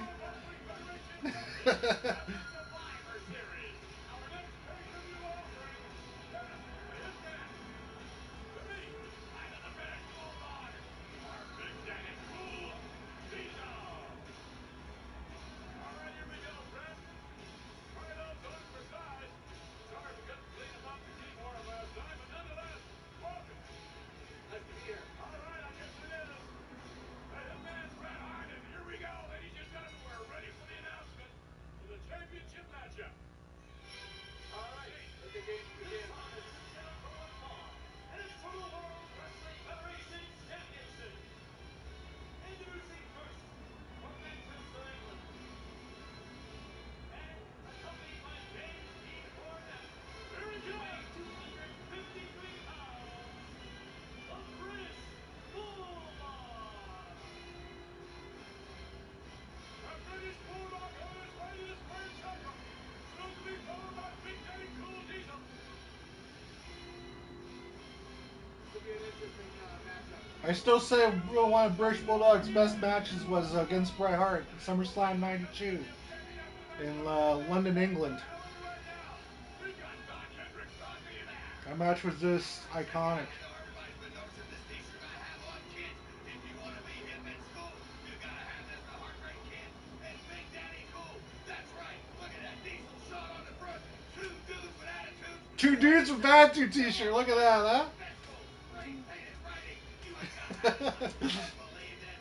Only 20 bucks. That's right. $20 for that t-shirt. Handsome Doc will throw in absolutely free WWF Classic Video. You know the number.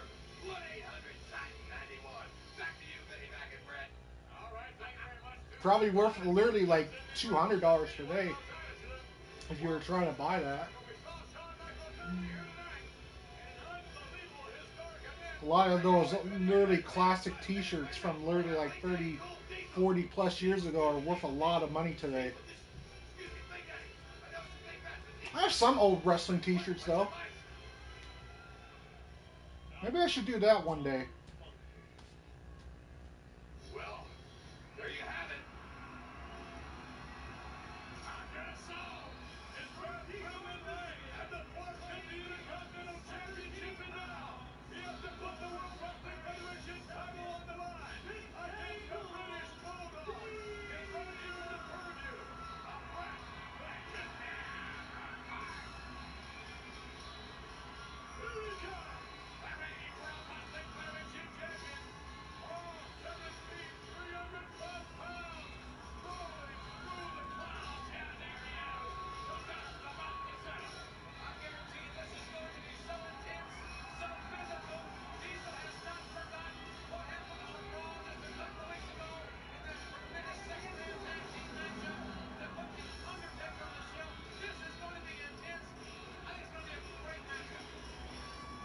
Interesting to look at because it's hard for me to determine which guy's stronger. Both these guys have fought them both before, and they're both really strong guys. We'll see who's the strongest. But it's kind of sad about the Winnipeg Arena. Anyway, got teared down, got destroyed, and now it's this empty parking lot. It's been like that for literally 20 plus years. Nothing's been built, nothing there. And I feel like technically it's about time, Winnipeg, that we literally bring back the Winnipeg Arena. You know? We can literally monetize it in a way. We don't need the Canada Life Center constantly. If we had the Winnipeg Arena, then we could maybe get shows like these or whatever. You know, because right now it's in a bad spot where the Canada Life Center is. It's kind of like right in the middle of everything downtown. So.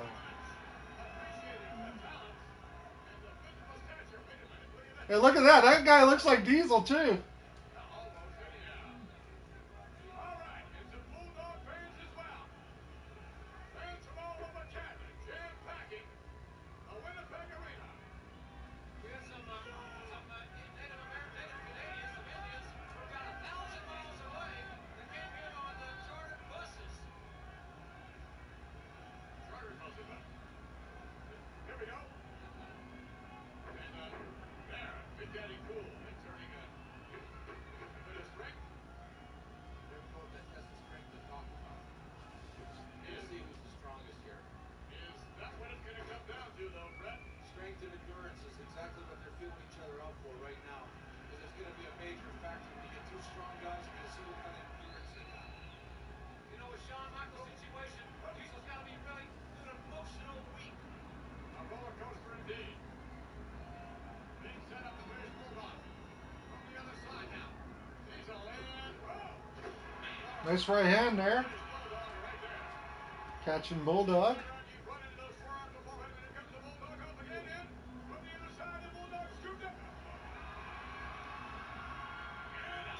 Ooh, body slam there. Bulldog has a little speed advantage, but I tell you, I think Diesel's just got the strength advantage. Another body slam by Diesel. And the Bulldog now to the outside, perhaps to collect himself and maybe change his strategy. A very picture-like maneuver. The Bulldog has the experience advantage here. Earl Hebner's the referee, most controversial referee in WWE history, because he was the referee for the Montreal Screwjob. That's what I mean by that. By controversial. I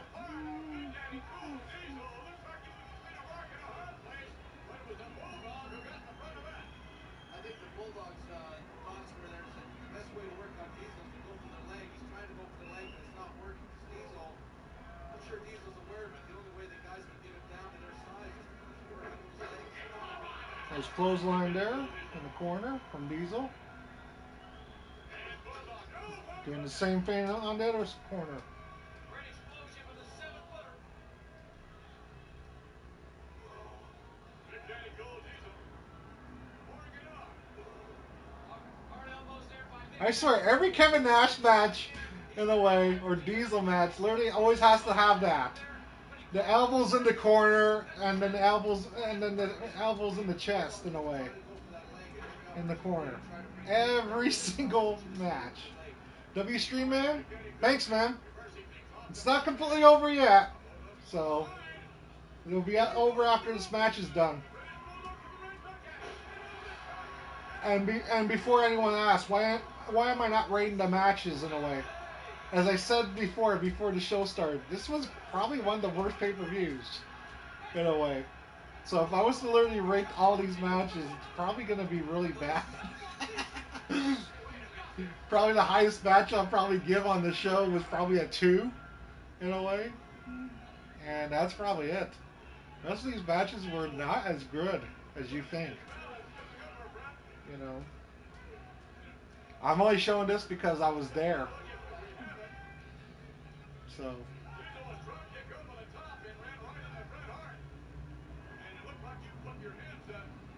And like I said, it's the 30-year anniversary of this show. And I would love for WWE to literally give us a SummerSlam, give us a pay-per-view, anything. We'll take a goddamn pay-per-view. Even a shit show, probably. It's been 30 years. You know? Hell, Vancouver just got a freaking pay-per-view just, what was that, a year or two ago? They got a pay-per-view? So if they could get one, why can't Saskatchewan, Winnipeg, other freaking places in Canada get a pay-per-view? Doesn't make sense to me. You know? Even Toronto just recently had a pay-per-view. What was it? Elimination Chamber this year? So, All right, Bret Hart, at the Survivor Series, appropriately, you will be facing one of these two individuals who never the WWF champion is owned by. After this matchup, if you have your druthers, which one would you rather face? Your brother-in-law, the British Bulldog, or even Ottawa. Ottawa would be nice to get a pay-per-view as well. I don't even remember the last time Ottawa even got a pay-per-view. the Intercontinental Championship duo, Big Daddy Cool, Diesel, who you faced twice before. It's a really a coin toss, you know. I think I'll just let fate decide that. I fought Diesel before, no winner was ever declared. I consider Diesel a really tough customer. Maybe the toughest guy I've ever fought. The British Bulldog, he's one of the only guys I can count on one hand that's actually beaten me. He beat me in the SummerSlam, and I would love a chance to fight the British Bulldog just to redeem myself after that match. But again, you're talking about a whole family tie in there again. I don't know if I want to go through all that again. Bullshit.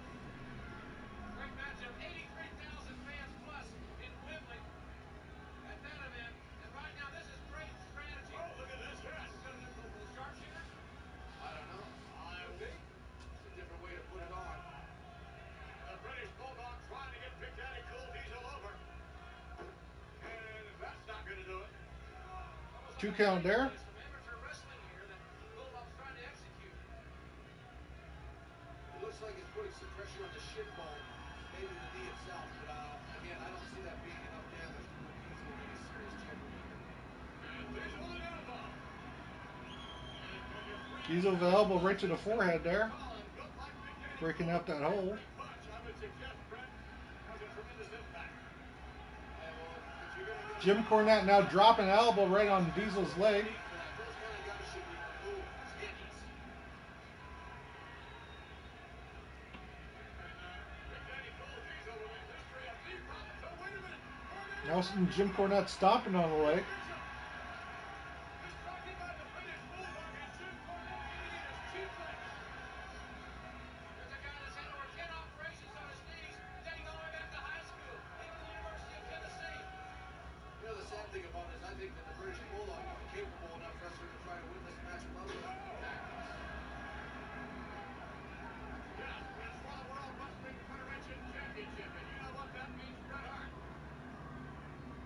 Wait a minute. Look behind you. Cornette. Continues to attack at the area of... You know, I actually have pants just like Diesel's wearing. Well, the thing about A lot of people literally don't think I do, but yeah, I do. I actually have pants just like those. getting back in the ring, first of all. The black leather freaking fringe freaking pants. They're not easy to wear. That's all I'm gonna say. But yeah. But to no avail. And again, the Bulldog. And those pants are very expensive too. I think I paid like $200 for those pants. Bulldog heard the strategy. But yeah, I do have a pair of pants just like Diesel's that he's wearing right here. Really know about wrestling Diesel. I think it's a normal strategy to work on the leg. It's the first thing that crosses my mind. You know, you got to give Bulldog credit. He's a smart wrestler. He knows the only way to do this is to work on that leg, and that's exactly what he's doing. And if you've noticed, Diesel's had no offensive strategy since he's hurt his leg. Question to me to you in all candor. Are you and your brother-in-law, Babyboy Smith, close? Is it not true that you tried to patch things up in your family? Is it not true that you and the British Bulldog, my goodness, you and the British Bulldog are... Well, I disagree with the way he's taken his career at this point, but I don't have the friction that I have with my brother Long with the British Bulldog. It's just not there. Bulldog I've got respect for. Look at this! Aussie family pot! Big Daddy Cool. You can just grab the freaking rope. He's literally right there. His arms are really freaking long. You can just grab it. Just about anywhere, even in the middle of the ring. And he's so big, he's so tall, he can still reach the ropes. And Diesel. The guy has to literally pretend to crawl. Meanwhile, Does it take it all out of the champion? he's so close. The Bulldog is so powerful. Just move your hand the other way. That's it. And in capacity car, very much behind the current WWF champion. Well, look at it. Everyone can clearly see what I'm talking about. He's so close. And the British Bulldog going right back to work with the vengeance. British Bulldog working on that leg. Kick to the midsection there. This match, he'll join that elite Triple Crown Club as a former tag champion. Oh no, another submission move. WWF champion. Very few individuals in that club have certainly impressed the Hitman Hart. Among them, not only once, but twice, holding all three accolades. And, oh my goodness! Back cover here! 1, 2, and it's thrown! The title almost changed hands. Not a good sign for Diesel. He's definitely getting weakened all the time. Diesel is at his best when he's vertical. When he's a 7-footer. I don't know if he can even stand right now. Well, we have seen one title change hands on 2 different occasions here tonight. In Winnipeg, will a third one change? We saw, of course, Dean Douglas being handed the title in a very controversial decision by Gorilla Monsoon. As Shawn Michaels was forced to forfeit the title, and of course, Razor legitimately won the title. And obviously, what we saw was controversial enough, but by now, Diesel trying to hammer his way out of this.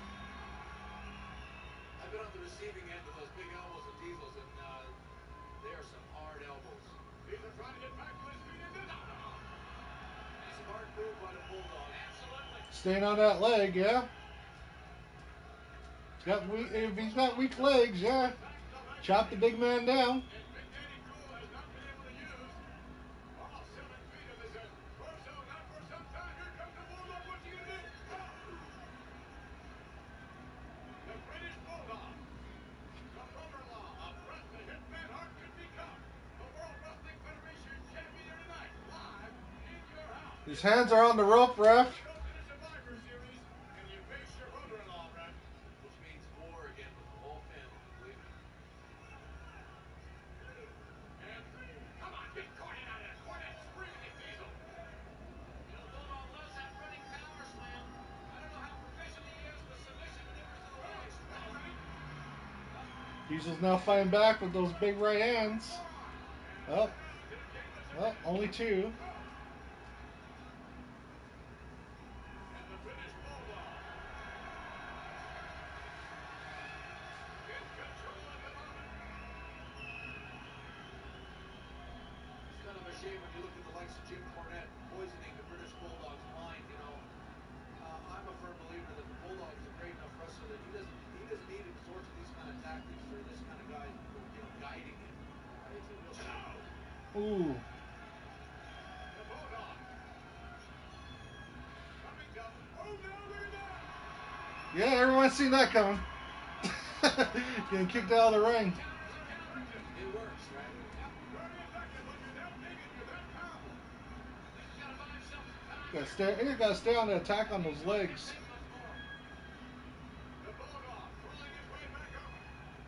Big Daddy go. And no one there. Well, missed the elbow there. Without that leg power, Diesel not quite as quick as he was.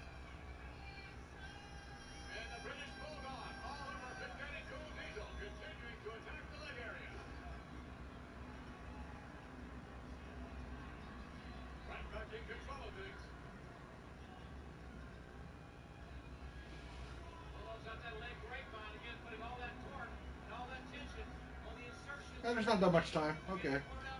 About 10 minutes left. I think it says. And again. Brain cells. Yes, and Diesel. Oh my goodness, repeatedly now. You don't want to raise this man's ire. When Diesel is angry, he is a monster. The Bulldog's been working the leg, but I'll tell you, he's been using a lot of his own energy up here, and that could come back as a factor. Both men in great condition. The British Bulldog sets him up now. Here we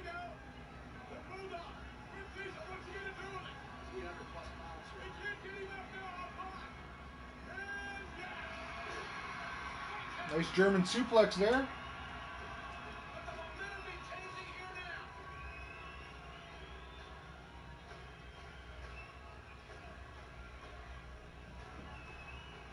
And Diesel now. Must bring him to another level. The British Bulldog. With the opportunity to be the World Wrestling Federation champion. The Bulldog back on his feet. A right hand. And wait a minute. Diesel now with Bulldog up and down. Wow.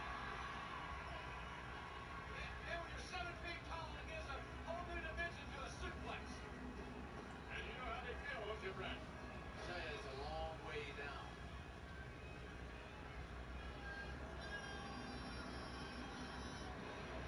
The British Bulldog. It seems to me that the Bulldog is using up a lot of energy, and Diesel seems to be building back his endurance. Perhaps conserving some nonetheless. You never know how much. The Bulldog has taken from the knee area. A Big Daddy Cool. 2 in, through. Wow. So close. Diesel on the receiving end of a devastating leg attack by the British Bulldog. And what's the Bulldog going to do now? Those long steps. Wait a minute. The Bulldog This pulling is him for here. me. How do I get involved in this? Now, They're going to finish Oh, he's doing the sharpshooter. That's what it is. The Bulldog. Trying to do the sharpshooter. Is Diesel over? Yes, there it is. The sharpshooter sits down.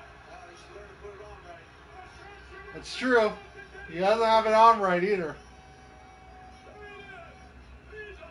Still doesn't have it in right. I know how to do the sharpshooter. That's not right.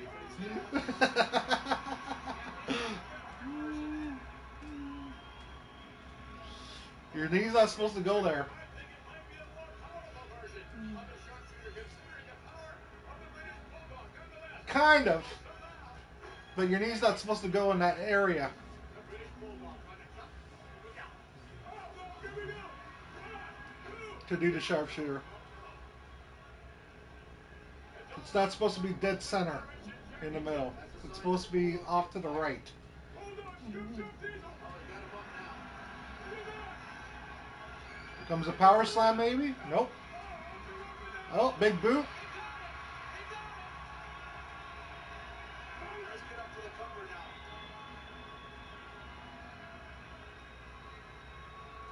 Big Daddy Cool Diesel on his feet.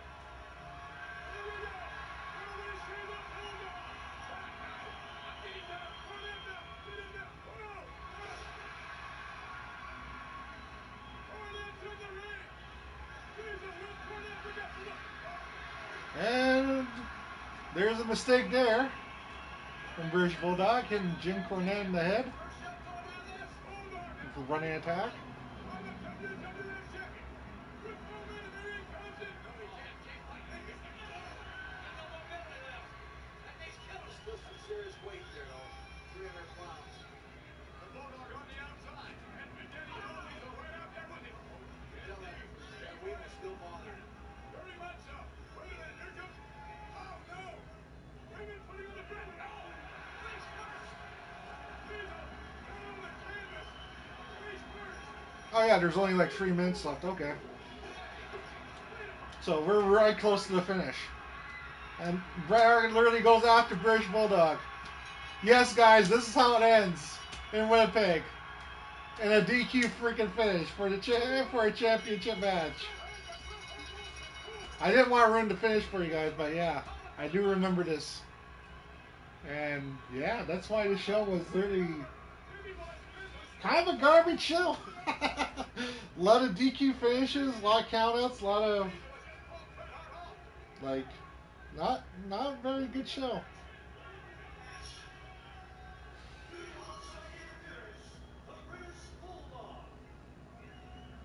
Bulldog wins. The British Bulldog is the victor. Oh, look at the ring. Bret Hart and Diesel. I can't believe the tournament ends here. This is a fist fight now.